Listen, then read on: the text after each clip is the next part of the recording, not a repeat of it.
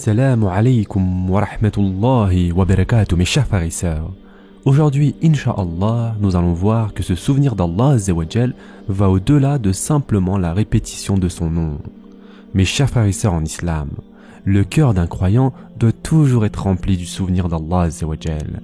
L'oubli et la négligence sont les principales faiblesses de l'être humain. Le seul remède est que le croyant développe sa conscience d'Allah Azzawajal et soit constamment conscient qu'Allah subhanahu wa ta'ala le surveille. Comme vous le savez, tous les actes d'adoration visent à rapprocher l'homme d'Allah Azzawajal. Et en effet, Allah subhanahu wa ta'ala dit dans le Coran, « Certes, c'est moi Allah, point de divinité que moi. Adore-moi donc et accomplis la salat pour te souvenir de moi. » Surat Taha, verset 14. Nous apprenons aussi que le sermon du vendredi constitue également les commandements et le rappel d'Allah Azzawajal. Et en effet, Allah subhanahu wa ta'ala dit « Puis quand la salat est achevée, dispersez-vous sur terre et recherchez quelque effet de la grâce d'Allah et invoquez beaucoup Allah afin que vous réussissiez. » Surat al-Jumu'ah, verset 10. Mais nous devons être clairs sur le fait que le rappel d'Allah Azzawajal ne se limite pas à certains actes d'adoration formels. Le fait est que l'on doit toujours se souvenir de notre Créateur.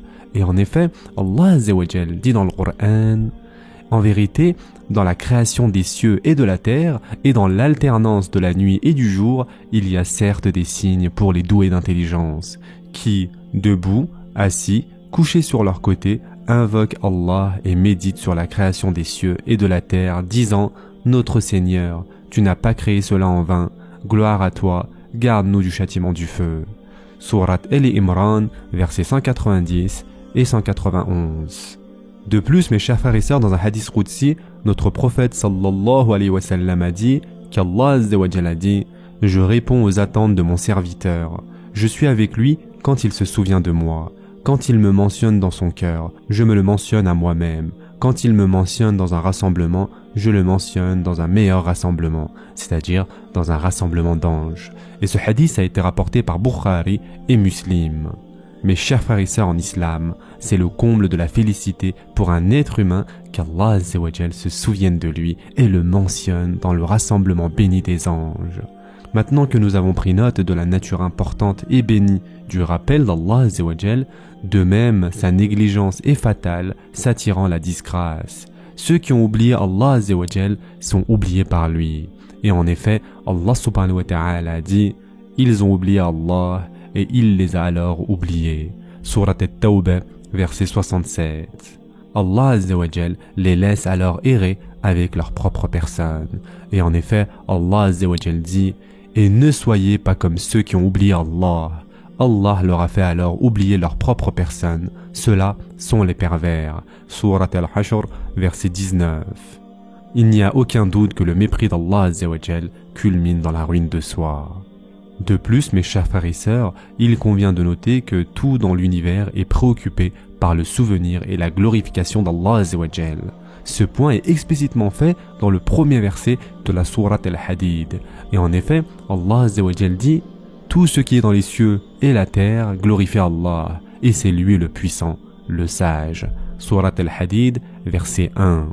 Mes chers frères et sœurs en islam, lorsqu'on est engagé dans le souvenir, la louange et la glorification d'Allah Azzawajal, l'univers entier et la porte de toute bonté et de tout succès est ouverte. Le rappel d'Allah Azzawajal devrait imprégner nos vies à tous égards. Il ne doit pas se limiter à réciter certaines formules en privé à une heure précise. Les prières, la zakat, le jeûne et le hajj sont les manifestations pratiques du rappel d'Allah subhanahu wa ta'ala. De plus, le rappel d'Allah Azzawajal ne se limite pas à l'énoncé et à la parole. Tout son esprit et son processus de pensée doivent en être constamment imprégnés, comme l'enseigne Allah Azzawajal dans le Coran, qui, debout, assis, couchés sur leur côté, invoquent Allah et méditent sur la création des cieux et de la terre, disant « Notre Seigneur, tu n'as pas créé cela en vain, gloire à toi, garde-nous du châtiment du feu. » Surat Al-Imran, verset 191. Le rappel d'Allah, qui est le plus gratifiant, implique nos pensées et nous incite à réfléchir à notre responsabilité dans l'au-delà. Et ceci, mes chers frères et sœurs, à son tour, motive les mesures nécessaires pour nous protéger contre le châtiment de l'enfer. Outre les actes d'adoration, l'étude du Coran est un autre moyen efficace de se souvenir d'Allah subhanahu wa ta'ala. Allah azza wa jal parle du Coran lui-même comme d'un souvenir. Et en effet, Allah azza wa jal dit « Et ceci, le Coran est un rappel béni que nous avons fait descendre. Allez-vous donc le renier ?» Surat Al-Anbiya, verset 50. Ou encore, Allah azza wa jal dit aussi « En effet, nous avons rendu le Coran facile pour la méditation. Y a-t-il quelqu'un pour réfléchir ?» Surat Al-Qamar, verset 17. Donc, mes chers frères et sœurs, on devrait réciter le Coran avec la plus grande dévotion et réfléchir sur son contenu. D'autres modes de rappel d'Allah Azza wa Jal sont la récitation des supplications enregistrées sous l'autorité du prophète sallallahu alayhi wa sallam. Ceci rappelle constamment à chaque étape de la vie qu'il faut se tourner entièrement vers Allah Azza wa Jal et maintenir une relation étroite avec lui. Ces supplications ne doivent pas être simplement prononcées, elles doivent se refléter dans nos pensées et nos actions. Et en effet, Allah Azza wa Jal dit dans le Coran « Ô vous qui croyez !»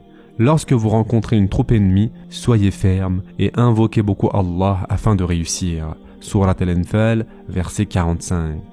Le point ici est que le souvenir constant d'Allah Azza wa Jal facilite l'engagement dans le djihad. Allah Azza wa Jal dit aussi dans le Coran « Ô vous qui avez cru, que ni vos biens, ni vos enfants ne vous distraient du rappel d'Allah. Et quiconque fait cela, alors ceux-là seront les perdants. Et dépensez de ce que nous avons octroyé avant que la mort ne vienne à l'un de vous, et qu'il dise alors « Seigneur, si seulement tu m'accordais un court délai, je ferai l'aumône et serai parmi les gens de bien. » Surat Al-Munafiqun, versets 9 et 10.